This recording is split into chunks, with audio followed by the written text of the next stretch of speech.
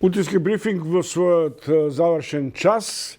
Продолжуваме како што започнавме понеделнички преглед на реакции, контрреакции и први анализи што значи победата на опозицијата така масовно на локалните избори, што следува после оставката на лидерот на СДСМ и премиер Зоран Заев.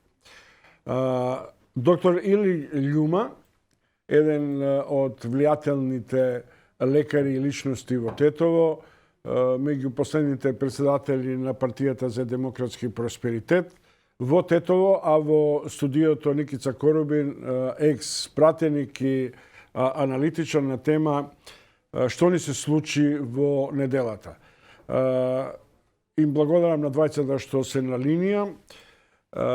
Господин Љума, Дуи го изгуби упориштето на својот, условно кажем, главен град Тетово, со загубата на Гостивар. Дали тоа е абер, дека Дуи мора да ја менува својата перцепција на раководење со, да речем условно, со стари кадри, поранешни сопартици и столбови на Али Ахмети? И како ја оценувате победата на Беса и на лидерот Касами во Тетово? Токму така, тоа што се случи со Тетово, а за Гостивар уште се претходно се знаеше дека е веќе на рацете на Алијанса, но со загубата на Тетово длабоко треба во партијата, односно председателство и самиот председател, да размислуваат како понатака со нивните политички опции и однесувања, односно како понатака со носителите на високите функции внатре во Дуи. Без оглед на тоа што сепак од една страна Дуи не се чувствува дека е губитник во овие избори, со оглед на тоа има голем број освоени локални упоришта, односно има голем број и на гласови, но и на председатели на општини со кои ќе владаат личностите на Дуи. Но без разлика на тоа, ова е предупредување на Дуи, мада Дуи и претходно претрпи неколку кризи во своите политички активности, така да сега е ова последна опомена, ако не успева Дуи да се консолидира внатре во своите редови со млади и перспективни кадри, мислам дека во следните парламентарни избори секако ќе има проблеми. Доктор Љума, има два факти, два податока кои треба блиц вака да ги анализираме. Парадоксот е што Дуи ги губи Тетово и се разбира и Гостивар, за малку е победата во Кичево. Ако не беше изет Меджити во Чаир, веројатно и Чаир ќе го изгубија. Но, од друга страна, алтернатива, која е алтернатива на Дуи? Сега зборувам од аспект на пежоративноста на алтернативноста. Сепак не успеа села да го потисне Дуи од гласачкото тело меѓу албанците. И има уште еден податок кој е прилично вака благонаклонек да се коментира. На, условно кажам, на адхок прославата председништвото на ВМРО ДПМН за прв пат се забележува знамето на албанците. Дали е тоа знак на зрелост или исто така предупредување и на села, дали одиграл најдобро што влегол во коалиција со Мицковски и ВМРО ДПМН? Секако тука има и одредени недоразбирање, но несфатливост однос на коалициите. Големиот противник, односно тоа што се случи последен пат на парламентот, каде што се загрозуваше животот на самиот села, а се претендираше дека таква загрозеност доаѓа од страна на членовите на ВМРО ДПМН, тоа укажува дека нешто не е во ред со начинот како се воспоставуваат коалициите. Не, тоа е едно, но не е само тоа, и од аспект на политичките концепти на едната и другата страна се несфатливи и не се во функција на тоа што со такви концепти може долгорочно да се води една политика на долги патеки. Но без оглед на тоа постојат и други значи од етички морален аспект, кога едната страна е доблесна да прости на грешките на другата страна и да се отворат нови страници по однос на соработката, и се надевам дека искреноста токму е поврзувано со отворањето на нови страници и од страна на партијата на села и од страна на ВМРО ДПМН по однос на тоа што довчера беа несфатливи на планот на меѓунационалните односи. Добро, господине Љума, сега би ве замолил, само еден момент, би ве замолил да бидете на линија. Ќе продолжиме разговорот со мојата гостинка во студиото Никица Корубин, но на крај и за двајцата ќе биде клучното прашање.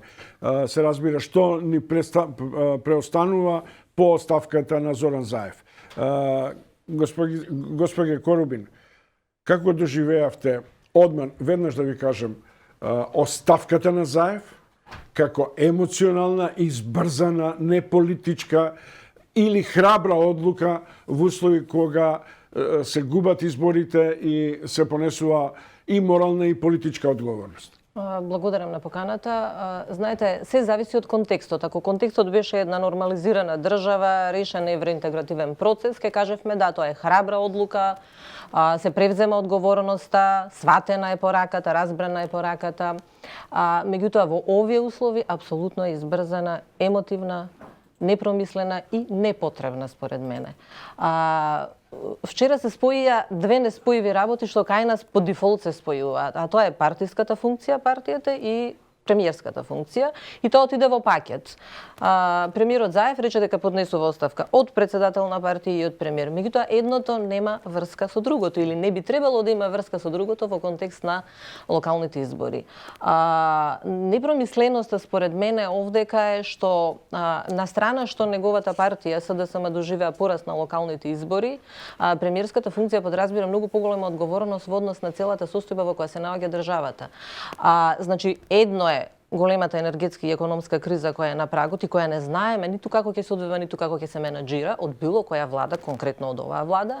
И второ е надворешната политика. Значи, ние знаеме дека... И трето, локдауните што веројатно може да ни престојат со оглед на соседството и ковид. Апсолутно. И ковид кризата која ескалира повторно, односно никогаш и не била целосно под контрола. Меѓутоа, реперкусиите во однос на надворешната политика за мене се најиндикативни, затоа се разбира дека претпоставуваме свесен премиерот Заев.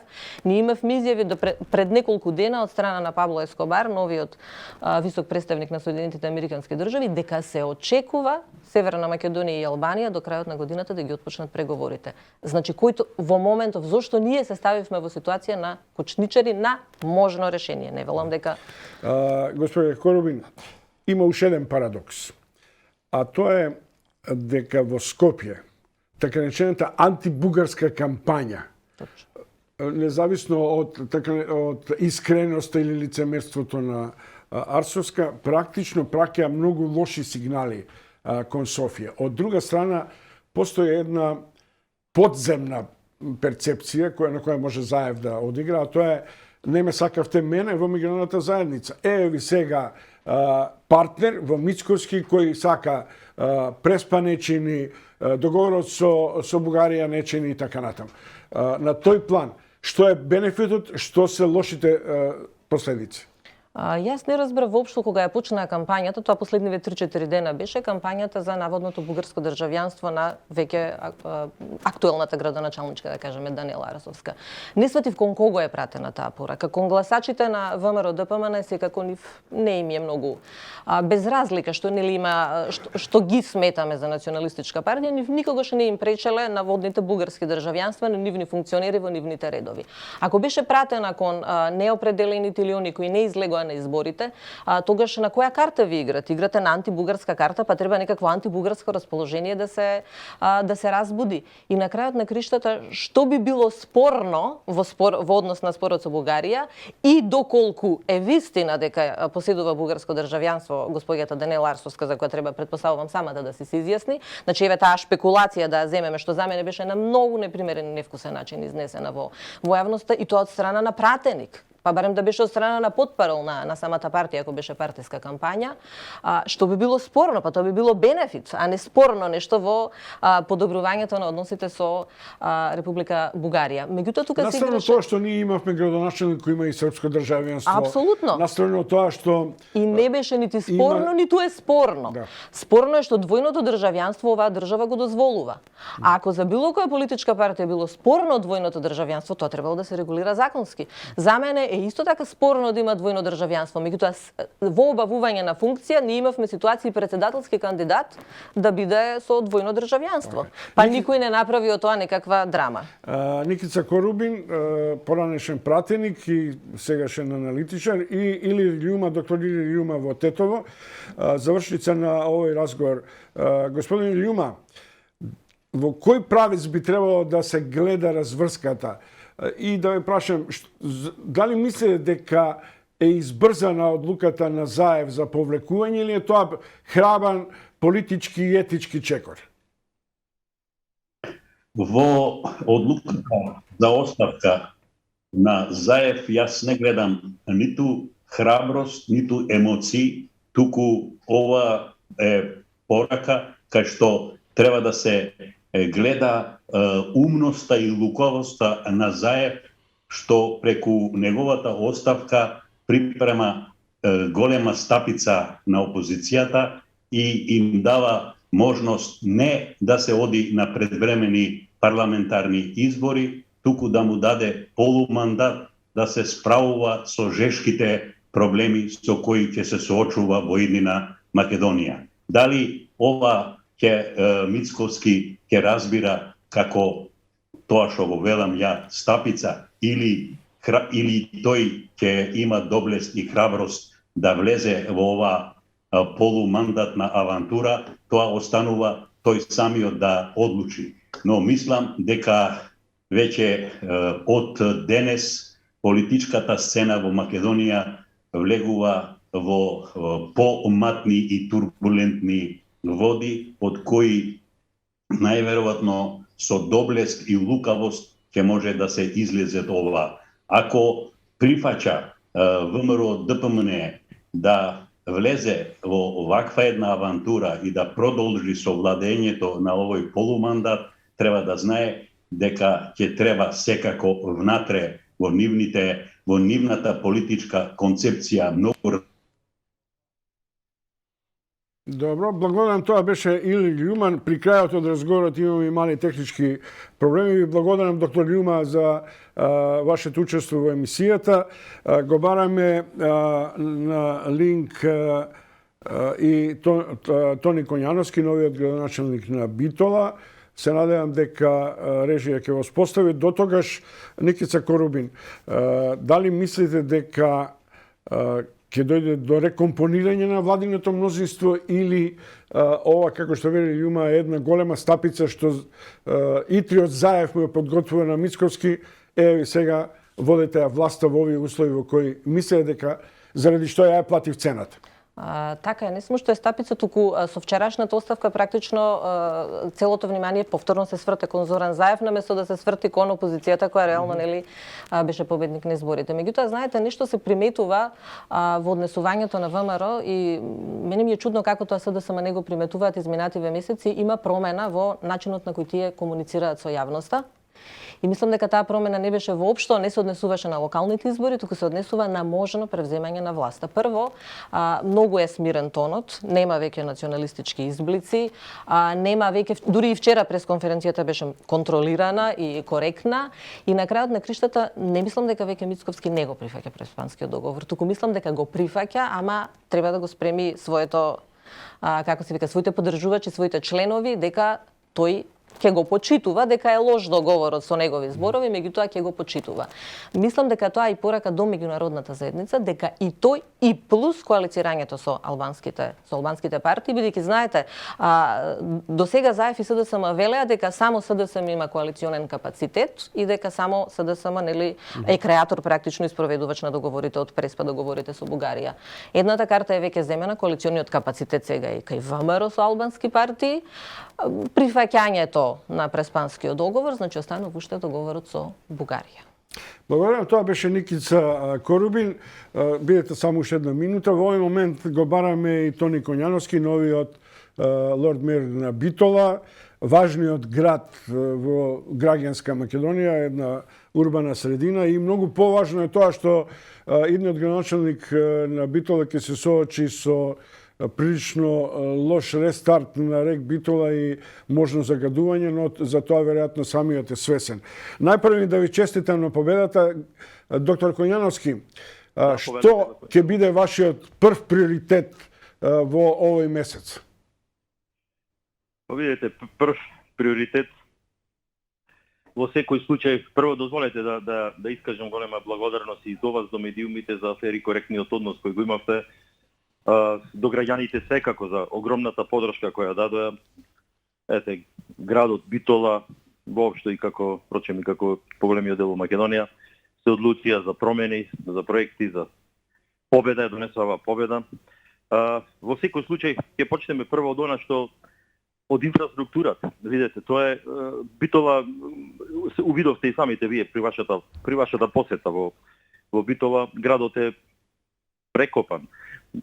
Почнати се некои во последните 4 месеци, можеби, проекти, реконструкции, санирање на улици кои останаа така отворени, тоа се работи. Се уште тоа мораме да го довршиме, тоа се проекти кои мораме да ги завршиме и да ги продолжиме. Чистење на градот во смисол хигиената да ја вратиме. Многу работа не чека во секој случај.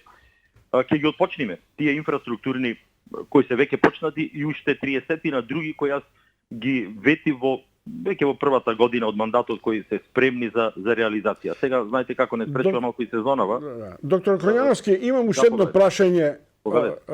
Се разбира уште еднаш да ви честитам на победата и на цврстината и на фер демократската битка со господинот Христо Кондовски. А тоа е во услови во кои централната власт ќе биде во рацете, да речем, на една коалиција. Дали постои реална опасност за блокада на проектите и на парите меѓу Скопје и Битола, например? Централната власт и локалната власт. Така. Видете, еднаш треба да престанат. Јас тоа и во текот на вчерашниот ден го кажав, поделбите помеѓу граѓаните за добро на сите. И во држава воопшто и во Битола. Ќе се обидам да направам спој и во советот на градот, во секој случај, и ќе лобирам до централната власт едноставно да не се кочат тие проекти. Залудно е, знаете, еднаш мора да излеземе од бункерите, еднаш мораме да ги извадиме ракавиците и да почнеме да работиме за добро на сите. Се покажа дека граѓаните не признаваат таков начин. Знаете, резултатите најважни ни се граѓаните, сепак. Сепак се најважни граѓаните и тоа еднаш треба да го сватиме сите. За добро на градовите. Битола еве години така закопана во рововите, Рововска битка, страда. Меѓутоа, велам, ќе направам се да излобирам, ќе побарам помош, ќе чукнам на секоја врата и во советот, меѓутоа и на централната власт да ја откочиме работа, да почнеме да работиме конечно. Тоа од нас очекуваат. Добро, ви благодарам. Тоа, поштувани гледачи на утрински брифинг, беше во прво блиц интервју или реакција на новиот градоначелник на Битола, доктор Тони Коњановски. Утрински брифинг следите и натаму. Во студиото го очекуваме Владко Ѓорчев, заедно со мојот колега Чаловски. Ѓорчев, кој морам да признам дека ненадејно по подолго време се појави зад грбот на Мицковски и како политичка фигура на одреден начин има некој континуитет кој држи конци во овие скоро 3 децении на македонската политичка и плурална сцена. Пред да дојде Ѓорчев и Чаловски, уште на крај, Корубин, кога би требало да биде шпицот или точката на расплет на оваа политичка криза и на крајот да ние веќе се научивме на овој тип на политички кризи? Мислам дека до крајот на годината ќе се остави простор во не знам каква форма уште еднаш да се најде решение, иако сега си ги ослабнавме позициите ние сами свесни, затоа мене ми е најнејасна во тој дел оставката на Заев.